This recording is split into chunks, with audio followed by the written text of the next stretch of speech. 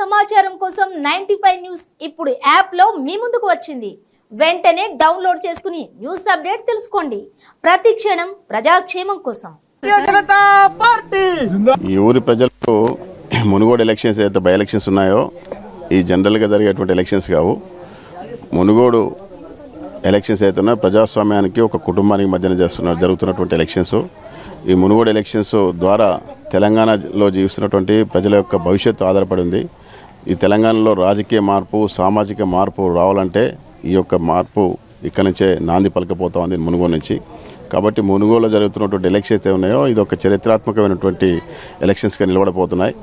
కాబట్టి డబ్బులు అవినీతి చేసి సంపాదించినటువంటి డబ్బులతోనే ఏదో ప్రజలను కొనాలా, ప్రజాస్వామ్యానికి ఒక మనుగడకే ఒక ప్రశ్నార్థకంగా తయారైనటువంటి ఎలక్షన్స్గా అందరూ భావిస్తూ ఉన్నారు. కాబట్టి ప్రజలు గతంలో హుజురాబాద్లో కూడా అదేవిధంగా చేసినప్పటికీ ఇక్కడ కూడా పోలీసులు అడ్డం పెట్టుకొని ప్రజలకు మభ్యపెట్టడం కొరకు, తర్వాత ప్రభుత్వ స్కీమ్లు కూడా మేము ఆపేస్తామని చెప్పేటువంటి ప్రయత్నం అయితే వాళ్ళు చేస్తూ ఉన్నారు.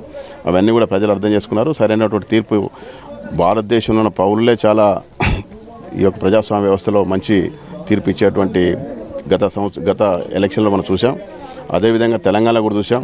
రేపు కూడా మునుగోడులో కూడా అటువంటి తీర్పు రాబోతూ ఉంది.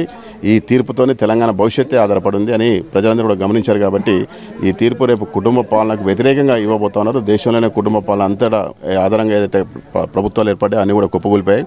అదేవిధంగా టీఆర్ఎస్ ప్రభుత్వం కూడా కుప్పకూలిపోతుందనే ఒక ఆలోచనతోనే ఈరోజు కేసీఆర్ దీన్ని అడ్డుకోవడానికి ప్రయత్నం చేస్తారు. ఎన్ని డబ్బులు పెట్టినప్పటికీ ఏం చేసినప్పటికీ అధికారాన్ని అడ్డం పెట్టుకొని ఇక్కడ ఎమ్మెల్యేలు అందరూ కూర్చొని పోలీసు వ్యవస్థను అడ్డం పెట్టినప్పటికీ కూడా ప్రజలు వాళ్ళకు ఉన్నటువంటి ఆయుధం అవుతుందో, ప్రజాస్వామ్యంలో అంబేద్కర్ గారు ఇచ్చినటువంటి ఆయుధం అవుతుందో దాన్ని సరైన దిశలో ఉపయోగించుకొని సరైన బుద్ధి చెప్తారని చెప్పి నేను భావిస్తున్నాను.